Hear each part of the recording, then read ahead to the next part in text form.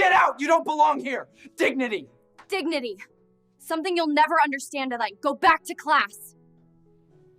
Billionaire saw his maid's daughter defend his son from bullies. What he did next stunned everyone. The cafeteria at Northwood Academy was a stage for cruelty. The clatter of trays and the roar of laughter masked the small cruelties that passed for entertainment among the wealthy. At the center of it today was Leo Vance, son of billionaire Harrison Vance, an 11-year-old with delicate features and hands that trembled slightly from an illness he'd survived in early childhood. Chad Pennington, heir to a real estate fortune and master of the school's social hierarchy, towered above Leo with his pack of followers. "Careful, Vance," Chad sneered as he tipped a carton of milk onto the boy's tray. "Your shaky hands might spill it again." The carton slipped, soaking Leo's lunch and splashing across his school bag. A photo of his late mother slid onto the floor, face down in the puddle. Chad stomped his foot inches away, grinning as the cafeteria erupted in laughter. Leo froze. His ears burned, his eyes dropped. He wanted to vanish into the floor. For a moment it seemed no one would help him. Not a teacher, not a classmate, no one. Then, through the roar of ridicule, a chair scraped back. Grace Miller, quiet, bookish, the daughter of the Vance family's housekeeper, stood. She crossed the cafeteria calmly, ignoring the taunts.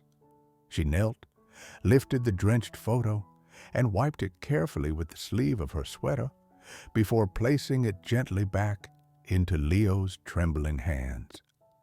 The laughter faltered. Chad's face darkened. "What do you think you're doing, Maid's girl?" He shoved her shoulder hard. She staggered, but did not fall. When he swung again, Grace moved not with violence, but with precision, sidestepping so that his own weight carried him sprawling across the floor. His followers tried to catch him and tumbled with him, a heap of arrogance brought low. The cafeteria fell silent. Every eye turned to Grace, the girl who had just defied the school's prince. And in that silence hung the unspoken question: how would the empire of wealth and cruelty strike back against the quiet courage of a maid's daughter? Northwood Academy was not just a school, it was a citadel of privilege, a training ground for heirs and heiresses who would one day inherit corporations, empires, and dynasties. Its Gothic halls glowed with polished marble. Its walls were lined with portraits of alumni who now sat in parliaments, boardrooms, and courts across the globe. Students arrived in black sedans or private town cars, their uniforms tailored to perfection, their confidence groomed from birth. In this world of spotless blazers and whispered deals, weakness was a scent, and Leo Vance carried it like a mark.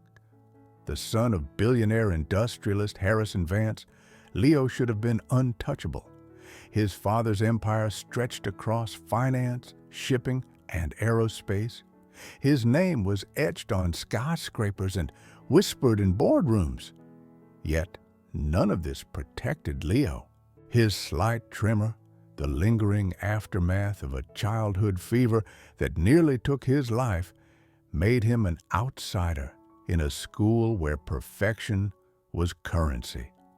His hand shook when he carried a tray, when he wrote his notes, when he tried to button his uniform. To the predators of Northwood, it was an open invitation. Chad Pennington was the worst of them. Tall for his age, broad-shouldered, and already radiating the arrogance of wealth, Chad ruled the cafeteria like a general. His father, Leonard Pennington, was a ruthless developer whose fortune came from bulldozed neighborhoods and glittering towers. At Northwood, Chad inherited that cruelty. His pack of followers, Blake, Kyle, and Mason were echoes of him, laughing on command, jeering in unison. Leo survived by vanishing. He slipped into the library at lunch, hid in corners during recess, and memorized escape routes through side corridors. He had learned that silence was armor, even if it left him lonely. Grace Miller noticed. Grace was not supposed to be at Northwood at all. The daughter of Susan Miller, Harrison Vance's housekeeper, she attended only because of a rare scholarship for staff families. Her presence was tolerated, but never celebrated. Wealthy students treated her as invisible. Some, like Chad, made sure she felt it. Yet Grace endured. What they didn't know was that Grace carried her own inheritance not of money, but of character. Her great-grandfather, Sergeant Thomas Sarge Miller, had been a decorated veteran. Though long gone, his stories lived on in Grace's heart, passed down through her mother. He had taught that courage was not the absence of fear, but the choice to stand tall even while afraid. Courage, he had told his granddaughter once, is when your knees are knocking, but you still step forward. Grace had absorbed those words like scripture. Quiet and observant, she spent hours in the library, not hiding, but watching. She saw how Leo's tremor drew cruelty, saw the loneliness etched in his posture. She did not speak to him often, but she carried a watchfulness, a readiness. At home, the Millers' world could not have been more different from the Vances'. The mansion where Susan worked was vast and echoing, its rooms filled with art worth millions, its gardens pruned like geometry. Susan moved through it with quiet competence, her apron and gloves like armor. Grace lived in a small apartment over the garage, modest, clean, filled with second-hand books and framed photographs of Sarge in uniform. Harrison Vance himself was an enigma in Grace's world. To the public, he was a colossus of industry, broad-shouldered, silver-haired, his tailored suits hiding a weariness few noticed. He was always traveling, always negotiating, always building. Grace rarely saw him at home. When she did, it was in fleeting moments, an unread newspaper abandoned on a table, a half-finished glass of scotch by the fire. To her, he was less a man and more a presence, a name in headlines, a shadow in his own house. Leo felt that absence like a wound. His father provided the best education, the finest doctors, the newest technologies, but not his presence. Harrison did not see the tremor as a source of pain, only as a flaw to be hidden, something to work around. Leo longed for a father, but received only a benefactor. At school, that absence left Leo defenseless. And at school, Grace's presence gave him something he didn't yet understand, a protector. The social hierarchy of Northwood was merciless. Children of billionaires and dignitaries decided who mattered and who didn't. Leo, despite his surname, did not matter. Grace, despite her scholarship, was beneath notice. Yet the events in the cafeteria, the spilled milk, the trampled photograph, the quiet defiance had shifted something. For the first time, Grace had stepped from the shadows into the light of confrontation. And for the first time, Harrison Vance would soon be forced to see that his empire of steel and glass had less to teach him than a trembling boy and a maid's daughter with a spine of iron. The cafeteria had fallen silent after Chad and his friends collapsed in a heap, their arrogance scattered across the floor like spilled silverware. For a fleeting moment, Leo felt something he hadn't in years: safety. Grace had stood beside him, steady, unshaken, but silence at Northwood never lasted. Vice Principal Harold Thompson stormed in, drawn by the commotion. He was a tall man with thinning hair and a reputation for discipline that bent toward the powerful. His sharp eyes scanned the scene, milk spilled across the floor, Chad's blazer stained, Blake clutching a bruised elbow, and then they fell on Grace, standing with her shoulders square beside Leo. "What is the meaning of this?" Thompson barked. Chad sprang to his feet, his performance instantaneous. "She attacked us, sir. We were just talking to Leo, and she shoved me." His voice carried the practiced whine of privilege, confident that authority would side with him. "That's not true," Leo whispered, his voice trembling. But Thompson barely glanced his way. Grace stepped forward. "Vice Principal," Chad spilled Leo's lunch, knocked his photo into the milk, and tried to hit him. "Enough!" Thompson's voice cracked like a gavel. "Miss Miller, violence has no place in Northwood Academy. You will be suspended pending review." The words fell like a hammer. Gasps rippled through the room. Grace's lips parted, but she closed them again, her chin lifting slightly. She remembered Sarge's words. Courage meant standing tall even when your knees knocked. Leo's eyes widened. It wasn't her fault. But his voice was swallowed in the tide of whispers, most of them siding with Chad. Chad smirked, wiping at his stained blazer. "Rules are rules," he said, his tone dripping with triumph. Grace was led out of the cafeteria, her steps even, though her heart pounded. The humiliation wasn't hers alone, it was Leo's too, left behind at the table with his ruined photo and trembling hands.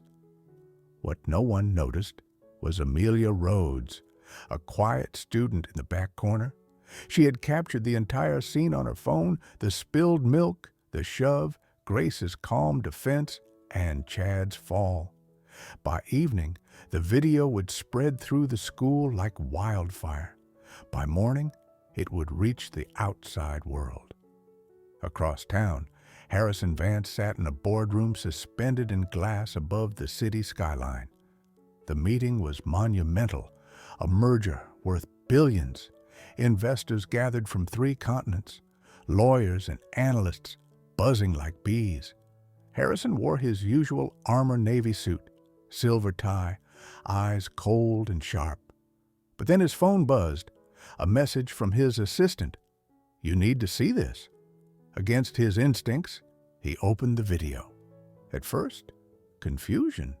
A cafeteria, children shouting. Then recognition, his son. Leo, shoulders hunched, eyes downcast, hands shaking as milk spilled across his tray. Harrison's chest tightened. He saw Chad sneer, saw the photo fall, saw his boy shrink into himself. And then he saw her Grace Miller walking forward, calm as stone, lifting the photo and wiping it clean. When Chad shoved her, Harrison leaned forward unconsciously. When she redirected his blow, sending him sprawling, Harrison's breath caught. And when Thompson condemned her, ignoring Leo's desperate protest, something inside him cracked. For years, Harrison had been absent, hiding his guilt in work, believing money could shield his son. But the video stripped away his illusions. Leo wasn't shielded. He was alone, mocked, humiliated. And the only person who had stood for him was the daughter of his housekeeper. The boardroom faded. The merger, the billions, the polished voices of executives, all meaningless noise. Harrison stood abruptly. "This meeting is adjourned." The chairman blinked. "But, Mr. Vance, the merger adjourned," Harrison repeated, his tone like ice. He turned and walked out, leaving stunned silence behind him. Billions could wait. His son could not. At Northwood, Grace sat in the vice principal's office, waiting for her mother to arrive. Her hands were folded in her lap, her face calm, but her stomach twisted. Susan Miller rushed in moments later, apron still dusted with flour from the Vance kitchen, her eyes wide with fear. "Grace, what happened?" Before Grace could answer, the door opened again. Harrison Vance stepped inside. The room stilled. His presence was a storm contained in a suit, shoulders squared, jaw tight, eyes burning. He carried no briefcase, no entourage, only a phone in his hand, still glowing with the video that had shattered his world, and with that, the balance of power in Northwood Academy shifted. Harrison Vance had not always been the man in the tailored Navy suit with his name etched on skyscrapers. Long before boardrooms and mergers, there had been a boy with dirt on his hands and hunger in his belly.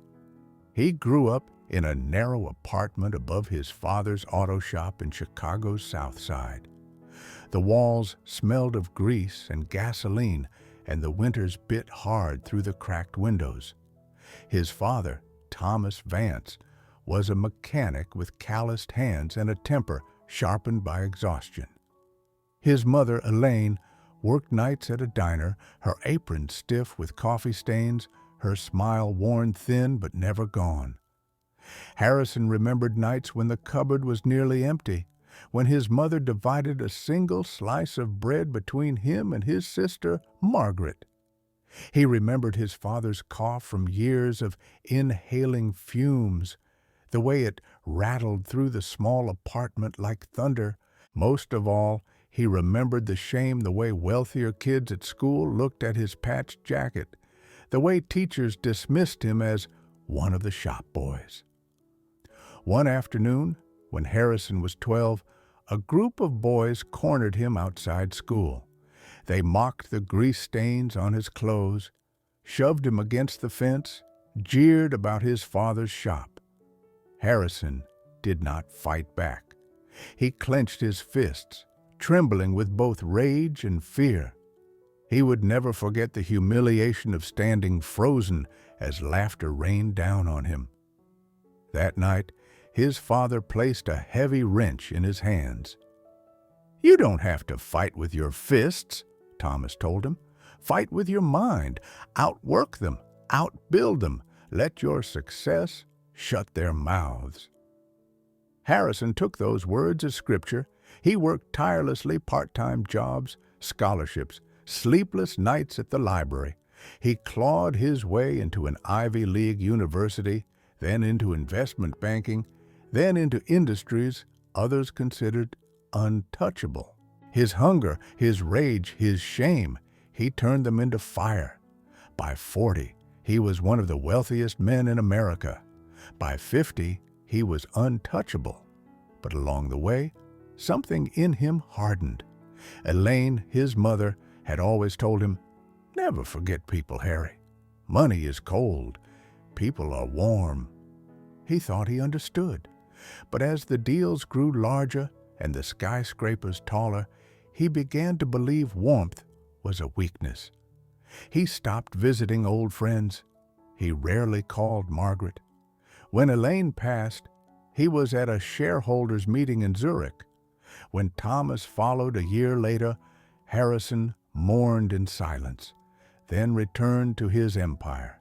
And when Leo was born, Harrison promised himself he would give his son the life he had been denied: no hunger, no shame, no trembling at the hands of bullies. But he gave Leo things instead of time, tutors instead of talks, security instead of presence. He built walls of luxury, believing they would shield his son. He never realized those walls were prisons too. Now, in the vice principal's office at Northwood Academy, Harrison saw the truth in one brutal instant. His son had been mocked, humiliated, cornered just as he had been, and Harrison had not been there to lift him up. Instead, it had been Grace Miller, the maid's daughter, who had stepped forward with courage. Grace reminded him of someone else, his sister, Margaret. Margaret had been 2 years younger, small and often overlooked. But she had been fierce in her own quiet way. Once, when boys jeered at Harrison for his patched clothes, it had been Margaret who stood between them, chin lifted, daring them to strike her. They hadn't. Her courage had bought Harrison enough time to escape, but he never forgot the shame of letting his little sister shield him.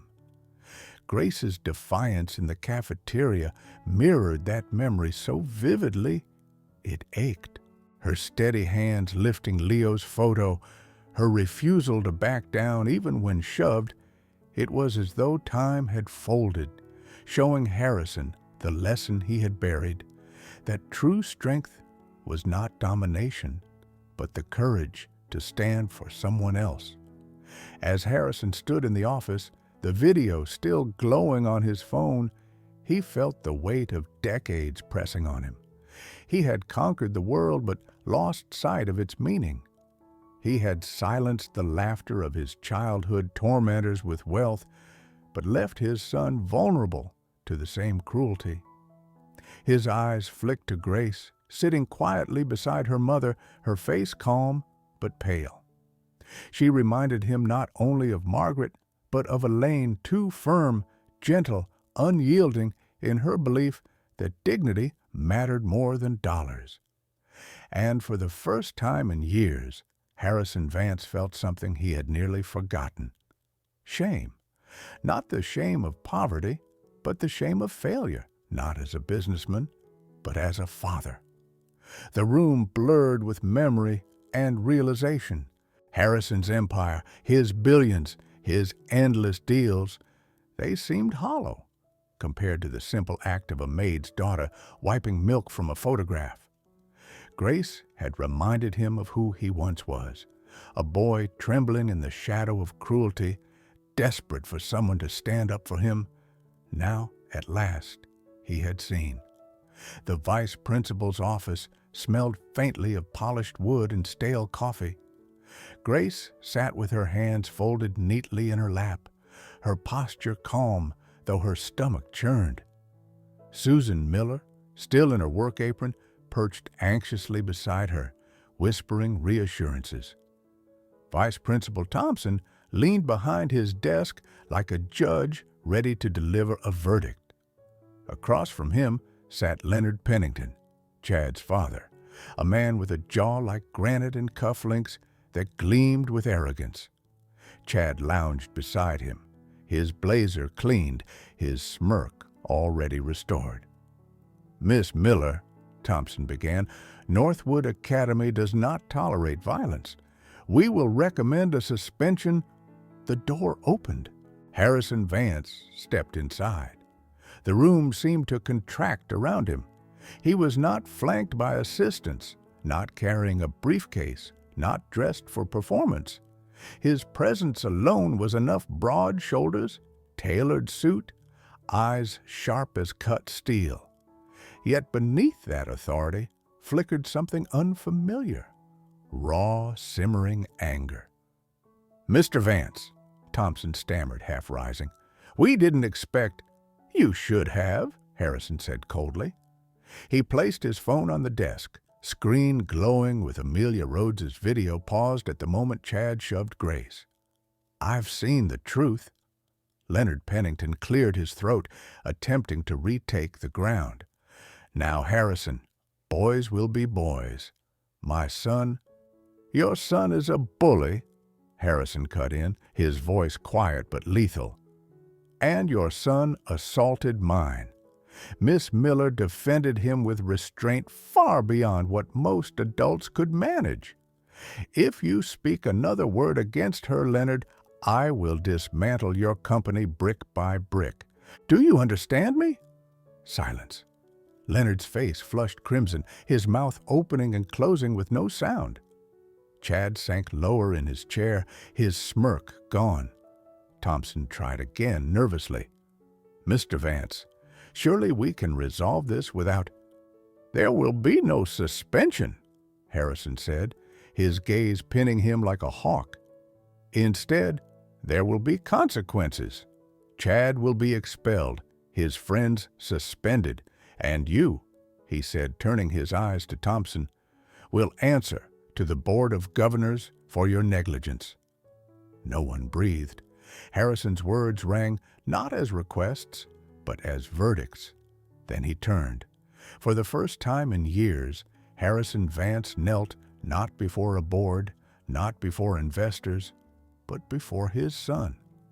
He lowered himself onto one knee until he was eye level with Leo. The boy's hands trembled in his lap, his eyes wide with shock. "I'm sorry," Harrison said, his voice breaking in a way no one in the room had ever heard. "I wasn't here. I should have been. I should have protected you." Leo's lips parted, but no sound came. For a heartbeat, the boy simply stared at the man who had been absent, unreachable, untouchable. And then, slowly, he nodded.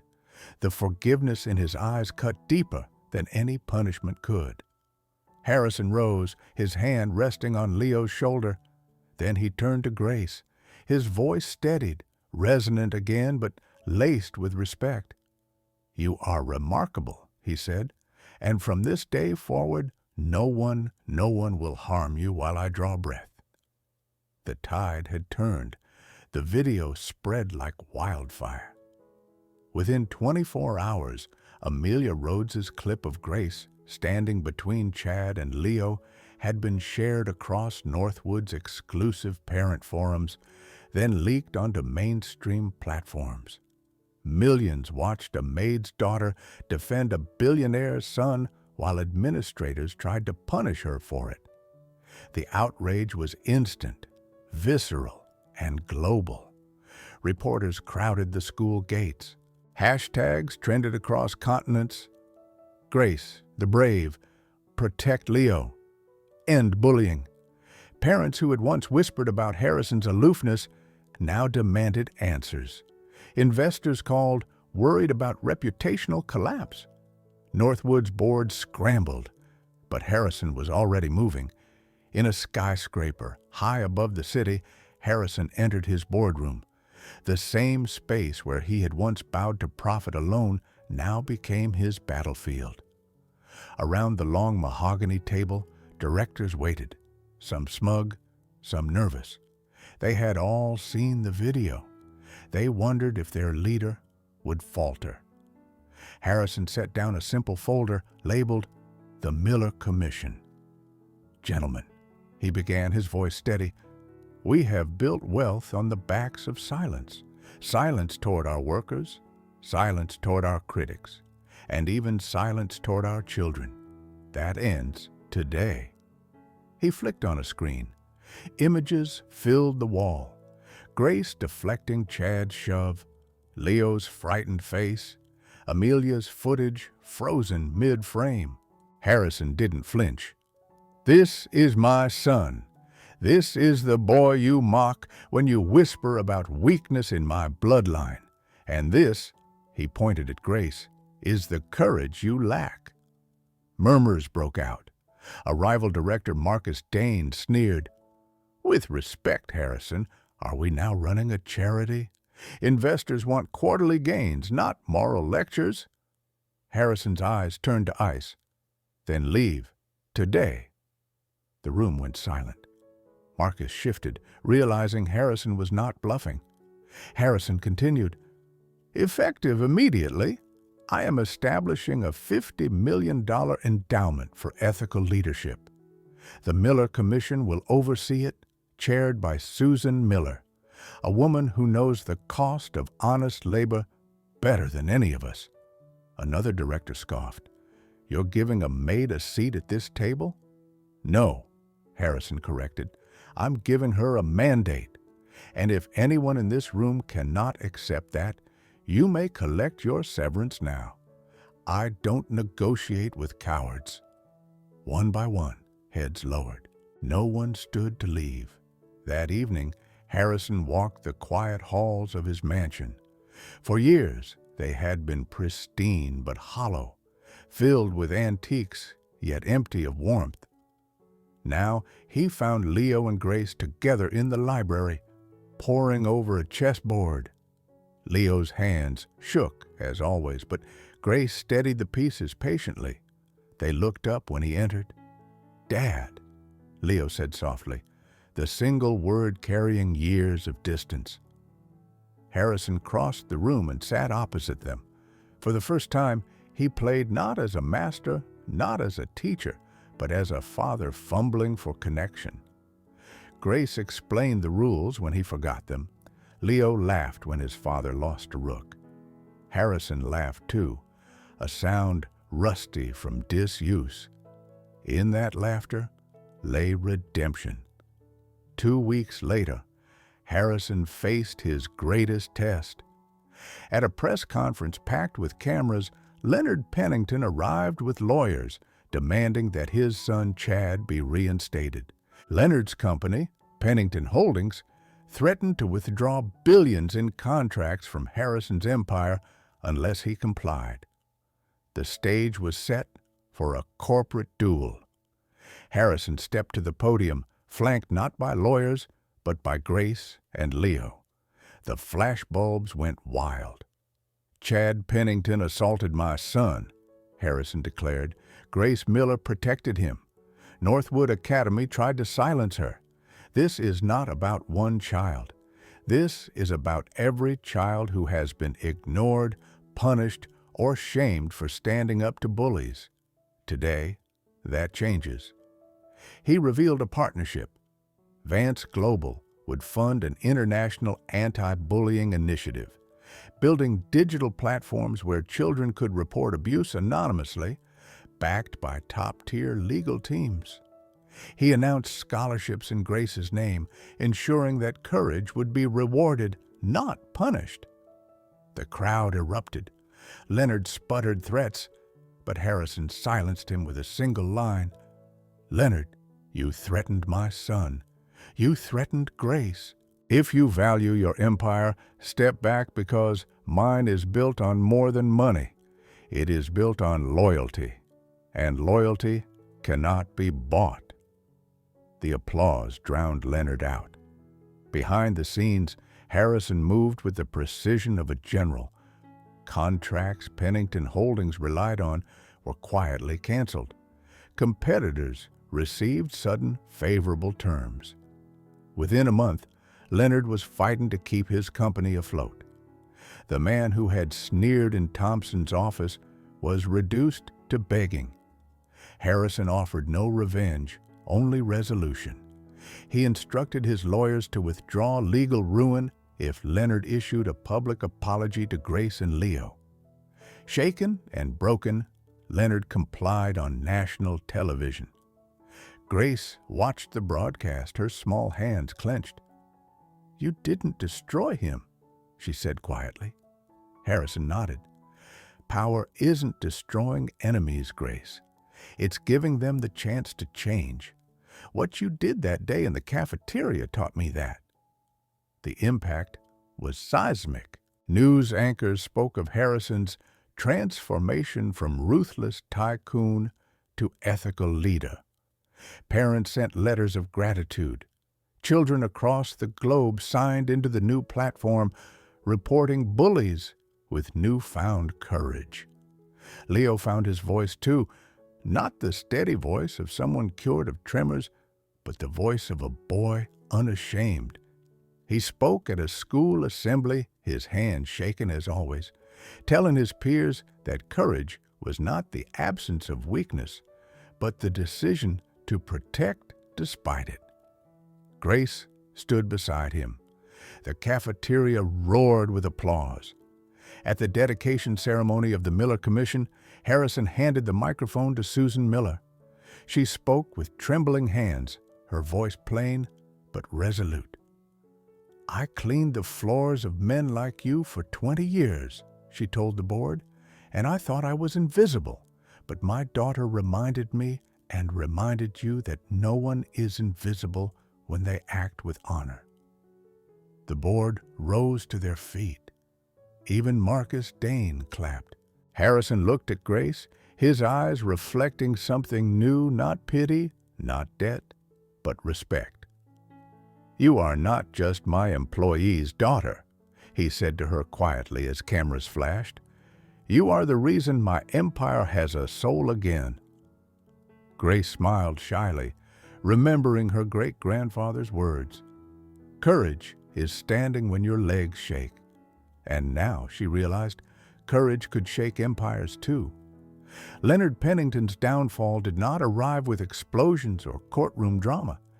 It came quietly, like a ship taking on water, until it simply could not float. Within weeks of Harrison's public announcement, Pennington Holdings began unraveling. Partners withdrew. Investors demanded answers. Journalists unearthed reports of corruption and bullying culture within the company. Leonard's name became synonymous with arrogance, a cautionary tale played nightly on business channels. In one devastating week, his net worth plummeted by billions. Banks called in loans. Former allies stopped returning his calls. For the first time in decades, Leonard Pennington walked into his own headquarters and was met not with respect, but with averted eyes and whispers. The final blow came when Harrison himself summoned Leonard to a meeting, not in the gleaming Vance Global Tower, but in a modest community center newly funded by the Miller Commission. Leonard arrived pale, his suit rumpled, his confidence drained. Harrison waited in a plain conference room, Grace and Leo sitting quietly in the corner. No cameras, no audience, just truth. Leonard tried to bluster at first. "You can't." Harrison raised a hand. "Enough. You've already lost. The world saw what your son did. They saw how you defended cruelty. You are finished." Leonard's jaw tightened. His eyes darted toward Grace and Leo, then back to Harrison. For the first time, shame flickered across his face. "So this is it?" Leonard muttered. "You destroy me, and you get to look like the saint." Harrison leaned forward. His voice was steady, not triumphant. "No, Leonard, I won't destroy you. You'll destroy yourself if you don't change. But I will give you one chance, one only.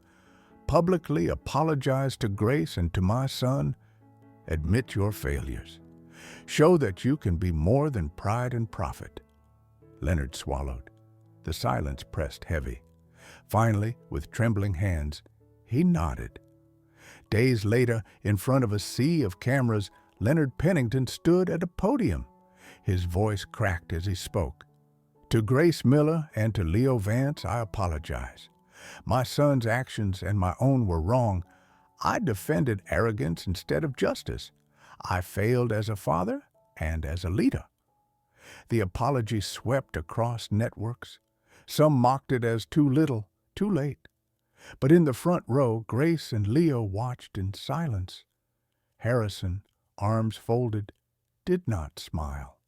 Mercy was not weakness, it was strength. By sparing Leonard, he proved the greater point. Power was not about crushing opponents, it was about lifting truth higher than pride. And in that moment, the world understood. The arrogant had fallen, but the true victory belonged to those who had stood for courage. The storm had passed, but the world was forever changed. Months later, the Vance estate no longer felt like a fortress of marble and silence. Laughter spilled from its halls. In the garden, once a manicured display of wealth, Leo and Grace built a small wooden bench beneath an oak tree.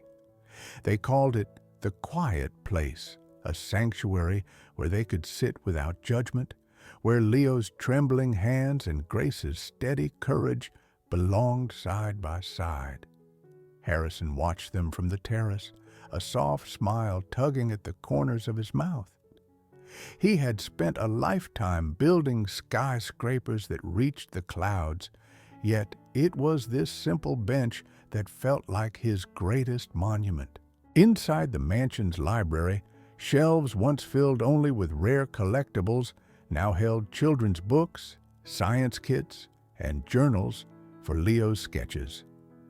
Susan Miller worked in a sunlit office nearby, drafting the latest initiatives of the Miller Commission.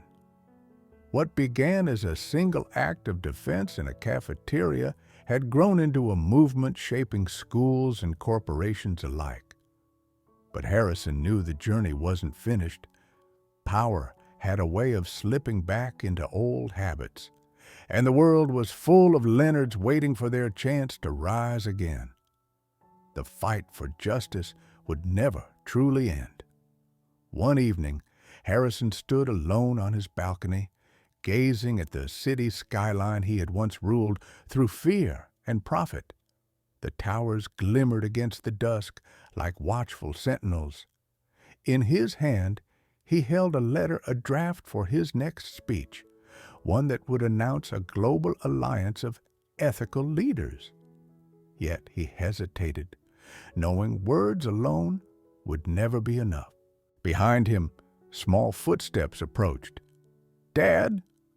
Leo's voice was tentative, but steadier than it had ever been. Grace stood beside him, her expression calm but expectant.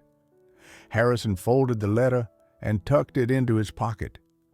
He placed a hand on his son's shoulder, then looked at Grace, who had become more than a friend, she was family. "Come," Harrison said, his voice low but firm. "Let's walk." Together, they stepped into the night, their silhouettes outlined against the city lights. Not as billionaire and heir, not as maid's daughter and servant's child, but as three souls bound by something stronger than wealth: dignity, courage, and love. The city below buzzed with endless noise, but in that moment, beneath the hush of stars, there was a silence that promised hope. And though the world would test them again, Harrison Vance knew one truth above all: legacies are not written in contracts or fortunes, they are planted in the hearts we choose to protect.